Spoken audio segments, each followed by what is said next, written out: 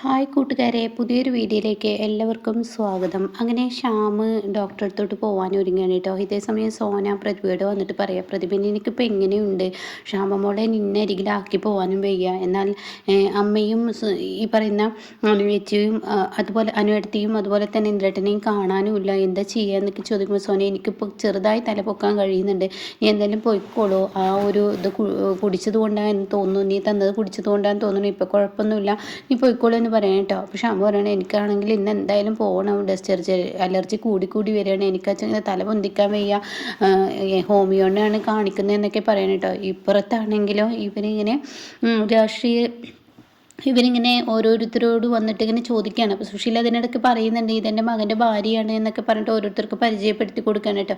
ഇത്തവണ ഓട്ടുകൾക്ക് ചെയ്യണം എന്നൊക്കെ പറഞ്ഞ് പരിചയപ്പെടുത്തി കൊടുക്കുന്നുണ്ട് കേട്ടോ. പിന്നീട് ശ്യാം അവിടെ നിന്ന് ഇറങ്ങുമ്പോൾ ഇവർ വീട്ടിലോട്ട് വരുന്ന രംഗമാണ്. അപ്പോൾ ഉടൻ തന്നെ അവർ വന്നല്ലോ, ഇനി സമാധാനത്തോടു കൂടി പോവാ എന്ന് പറഞ്ഞിട്ട് അവർ പോവുകയാണ്. അപ്പോൾ സുശീല വരുമ്പോൾ ഒരു ഇളനീരൊക്കെ കൊണ്ടുവന്നിട്ടുണ്ട്. അപ്പോൾ ഉടൻ തന്നെ സോന പറയണ, ഈ ഇളനീര് നീ കുടിച്ചാൽ എൻ്റെ ക്ഷീണത്തിന് കുറച്ച് ഭേദം ഉണ്ടാവും എന്നൊക്കെ പറയാണ്. അപ്പോൾ രാവിലെ പോകുമ്പോൾ പറഞ്ഞ വാക്കല്ല വൈകിട്ട് വരുമ്പോൾ കാണുന്നത്. അങ്ങനെ ഈ സമയം സുശീലയാണെങ്കിലോ എന്തായാലും ഇളനീര് ഞാൻ വെട്ടാന്ന് പറയണം. അപ്പോൾ അനു പറയണം, ഞാൻ എന്തായാലും ഡ്രസ്സ് എടുത്തിട്ട് ഞാൻ എന്തായാലും ഡ്രസ്സ് മാറിയിട്ട് വരാം രാത്രികൾക്കുള്ള ഭക്ഷണം ഉണ്ടാക്കാൻ എന്ന് പറഞ്ഞു തുടങ്ങി. സുശീല പറയാം, നീ ഇന്ന് റെസ്റ്റ് എടുക്ക്, നീ ഒരുപാട് നടന്നിട്ടുണ്ട്, നാളെ ഇനി എനിക്കിതിന് പോകണ്ടേ, അപ്പോൾ അതുകൊണ്ട് എനിക്ക് റെസ്റ്റ് അത്യാവശ്യമാണ്, ഇനി ഭക്ഷണം ഒന്നും ഉണ്ടാക്കണ്ട, ഞാൻ ഉണ്ടായിക്കോളാം എന്ന് പറയട്ടോ.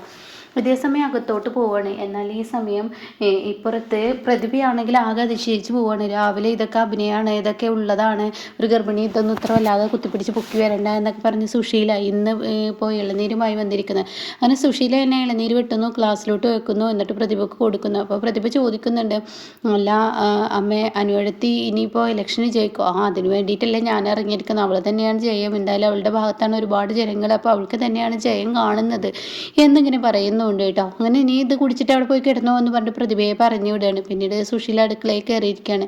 എന്നാൽ ഈ സമയം ഇപ്പുറത്ത് ഇന്ദ്രനാണെങ്കിൽ, എൻ്റെ അമ്മയെ എനിക്ക് യാതൊരുവിധ പിടിയും കിട്ടുന്നില്ല. അപ്പോൾ ഉടൻ തന്നെ അനുഭവം പറയണേ, എനിക്കും പിടി കിട്ടുന്നില്ല, അമ്മ എന്താ ഓരോ ദിവസം ഓരോ സ്വഭാവമായിട്ടാണല്ലേ കാണിക്കുന്നത്, ഒന്നും മനസ്സിലാവുന്നില്ല അമ്മയുടെ ഈ ഒരു പെരുമാറ്റം, ഇനിയിപ്പോൾ നമ്മളൊക്കെ കണക്കൂട്ടിയത് തെറ്റായി പോയോ, എനിക്ക് തോന്നുന്നത് അങ്ങനെയൊക്കെയാണ് എന്നൊക്കെ ഇങ്ങനെ പറയണം കേട്ടോ.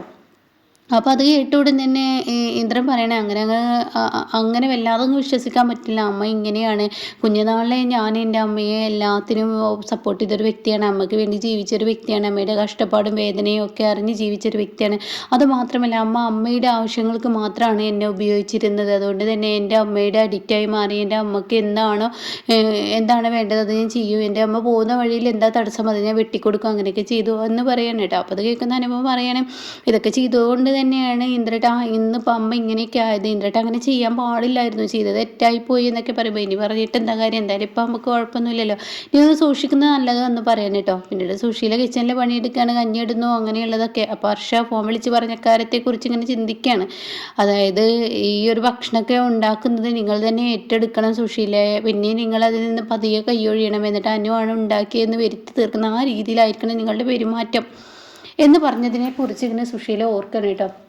അപ്പോൾ എങ്ങനെയാണ് താൻ പാതിയിൽ വെച്ചത് ഒഴിവാവുക എന്നിങ്ങനെ ചിന്തിക്കുമ്പോഴാണ് തൻ്റെ മുന്നിൽ ഗ്യാസിൽ വെച്ചിരിക്കുന്ന ആ വെള്ളട്ട കഞ്ഞിയും ചമ്മന്തിയാണ് ഉണ്ടാക്കുന്നതെന്ന് പറഞ്ഞിട്ടാണല്ലോ പോയിരിക്കുന്നത്.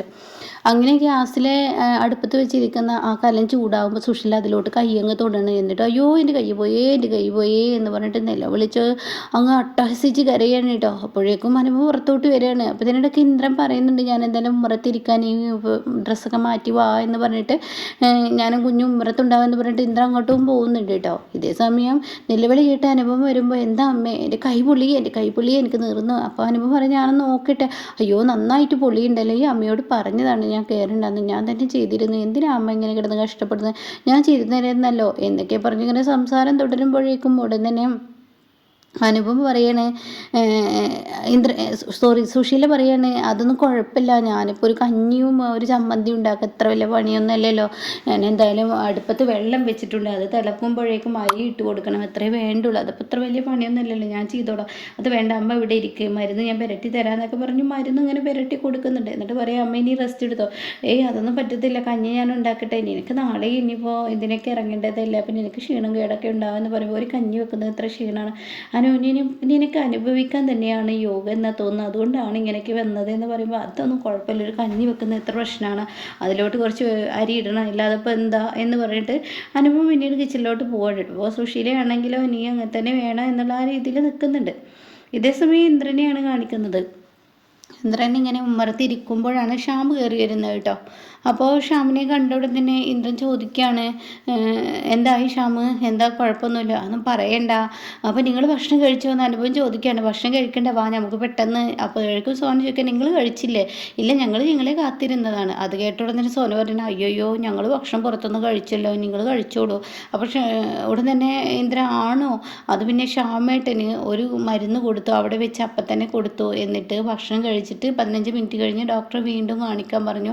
പിന്നീട് അവിടെ നിന്ന് വേറൊരു മരുന്നും കൊടുത്തു, അതുകൊണ്ടുള്ള പ്രശ്നമാണ്. അപ്പോൾ ശ്യാം പറയണേ, എനിക്ക് വല്ല എന്താ പറയുക, തലക്ക് വല്ല മത്ത് പിടിച്ചതുപോലെ, ഞാൻ വണ്ടി ഓടിച്ചത്, ആ മരുന്നങ്ങ് കഴിച്ചതേ ഓർമ്മയുള്ളൂ, വല്ലാത്ത തലകറക്കും ക്ഷീണവും ഉറക്കോ, എങ്ങനെയാണ് വണ്ടി ഓടിച്ചത് എനിക്ക് പോലും അറിയില്ല എന്നൊക്കെ പറയാനായിട്ട്. അപ്പോൾ അത് കേൾക്കുന്ന ഇന്ദ്രൻ പറയണ, അത് അങ്ങനെയൊക്കെ തന്നെയാണ്, എന്തായാലും ഈ മരുന്ന് കുടിച്ചാൽ ഭയങ്കര ക്ഷീണവും കേടൊക്കെ ഉണ്ടാവും, അതുകൊണ്ട് നീ എന്തായാലും പോയി കിടന്നോ. അപ്പോൾ എന്നാൽ ശരി ഇന്ദ്രട്ടെ, ഞാൻ കിടക്കട്ടെ എന്ന് പറയണേ. ഇതിനിടയ്ക്ക് സോനയോട് ചോദിക്കുന്നുണ്ട്, അല്ലടി ശ്യാമ തന്നെയാണ് വണ്ടി ഓടിച്ചത്? ഓ, എങ്ങനെയൊക്കെയോ അങ്ങോട്ട് എത്തി, അത്ര തന്നെ എന്ന് പറയുന്നുണ്ട്. അല്ല, എൻ്റെ മോളെവിടെ, ശ്യാമമോളെവിടെ? ശ്യാമമോളെ റൂമിൽ തന്നെ കിടത്തി ഉറക്കിയിട്ടുണ്ടെന്ന് പറയണം. അപ്പോൾ അത് കേട്ടോടെ തന്നെ, ഓ നന്നായി, അവിടെ ഉറക്കിയത് നന്നായി, ഇനിയിപ്പോൾ അവിടെ അപ്പുറത്തെ റൂമിൽ നിന്ന് ഇപ്പുറത്തെ റൂമിലോട്ട് കിടത്തി കഴിഞ്ഞാൽ അവിടെ എണീക്കും എന്നുള്ളത് ഉറപ്പാണ്.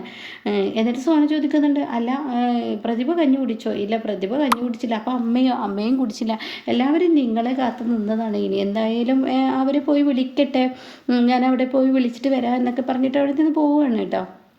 അങ്ങനെ സോന അങ്ങ് കടന്നു പോവുകയാണ്. പിന്നീട് അനുപമ പറയണ, ഇന്ദ്രേട്ടാ ഇനി നമുക്ക് ഇരുന്നിട്ട് കാര്യമില്ല, നമുക്ക് പോയി ഭക്ഷണം കഴിക്കാൻ ഞാൻ അമ്മയും പ്രതിഭയും വിളിക്കട്ടെ എന്ന് പറയണം കേട്ടോ. ഇതേ സമയം സുശീലയെ വിളിക്കാൻ വേണ്ടി ചെല്ലുമ്പോൾ സുശീലയാണെങ്കിൽ നല്ല ഉറക്കത്തിലാണ്. അപ്പം അമ്മേ എന്ന് പറഞ്ഞ് വിളിക്കുന്നുണ്ട്. ഓ എന്താ എന്ന് ചോദിക്കുകയാണ്. അപ്പോൾ ഇത് കേട്ട ഉടൻ തന്നെ, എല്ലാ അമ്മേ കഞ്ഞി കുടിക്കണ്ടേ, ഇപ്പോഴത്തന്നെ ഒരുപാട് ലേറ്റായി. അപ്പോൾ ഇത് കേട്ട ഉടൻ തന്നെ സുശീല, അയ്യോ എനിക്കിപ്പോൾ കഞ്ഞി വേണ്ട. അതെന്താ അമ്മക്ക് കഞ്ഞി വേണ്ടാത്ത? എനിക്കെന്താ തലവേദനിച്ചിട്ട് ഞാൻ തലവേദനയുടെ മരുന്ന് കുടിച്ചത് കൊണ്ടാണ് തോന്നുന്നത്. അപ്പോൾ കൈ പൊള്ളിയതിന് എന്തിനാ തലവേദനയുടെ മരുന്ന്? അതെന്താണെന്ന് അറിയില്ല, കൈ പൊള്ളിയപ്പോൾ പിന്നെ തലവേദനയായി മാറിയപ്പോൾ തലവേദനയുടെ മരുന്ന് കുടിച്ചു, അതുകൊണ്ട് കുറച്ച് നേരം കിടന്നു. എനിക്കിപ്പോൾ കഞ്ഞി വേണ്ട, ഇനി പറ്റുമെങ്കിൽ ഒരു ഗ്ലാസ് പച്ചവെള്ളം, ചൂടുവെള്ളം എടുത്തുകൊണ്ടാന്ന് പറയാം കേട്ടോ. അത് കേൾക്കുന്ന അനുപമ ചോദിക്കുകയാണ്, അല്ല എന്തിനാ അമ്മ കഞ്ഞി കുടിക്കാതിരിക്കുന്നത്? കഞ്ഞി കുടിച്ചിട്ട് പോരെ ചൂടുവെള്ളം കുടിച്ചിക്കല്ലേ? അതല്ലേ പറഞ്ഞത്, എനിക്ക് നല്ല മയക്കമുണ്ട്, ഞാൻ കുറച്ച് കഴിഞ്ഞാൽ എന്തായാലും കഞ്ഞി വന്ന് കുടിച്ചോളാം, അപ്പം നീ അതവിടെ വെച്ചേക്ക്, ഇപ്പം എനിക്ക് എന്തായാലും വേണ്ട, ഇപ്പം എനിക്ക് നല്ല മയക്കാണ് വരുന്നത്, എനിക്കൊന്ന് കിടക്കണം, അപ്പോൾ കുറച്ച് കഴിയുമ്പോഴേക്കും എനിക്ക് നല്ല വിശപ്പും വരുമല്ലോ. ഓ എന്നാൽ അങ്ങനെ ആയിക്കോട്ടെ, ഫ്രിഡ്ജിലോട്ട് അപ്പോൾ കഞ്ഞി വെക്കണ്ടല്ലേ? വേണ്ട, കഞ്ഞി ഫ്രിഡ്ജിലോട്ട് വെക്കണ്ട എന്നും പറയുന്നുണ്ട് കേട്ടോ. ഇതേ സമയം എന്നാൽ പ്രതിഭ കഴിച്ചോ എന്ന് സുശീല ചോദിക്കുന്നുണ്ട്. ഇല്ല, കഴിച്ചില്ല, ഞാൻ അവളെ പോയി വിളിക്കട്ടെ എന്ന് പറയണേ. ശരി, എന്നാൽ പ്രതിഭയെ വിളിച്ചോ എന്നും പറയുന്നുണ്ട്. ഇതിനിടയ്ക്ക് സുശീല താൻ ആ ഒരു മരുന്നുണ്ടല്ലോ, ആ കഞ്ഞി അടുപ്പത്തിടുമ്പോൾ ആ ഒരു മരുന്ന് എടുത്തിട്ട് കിച്ചണിൽ കൊണ്ടുവന്ന് വെക്കുന്നുണ്ട് കേട്ടോ. അങ്ങനെ ഒരു രംഗവും കാണിക്കുന്നുണ്ട്. അപ്പോൾ എന്തായാലും നാളത്തെ എപ്പിസോഡിലാണ് സുഷിയും വിഷം കഴിക്കുന്ന ആ രംഗം എത്തുന്നത് കേട്ടോ.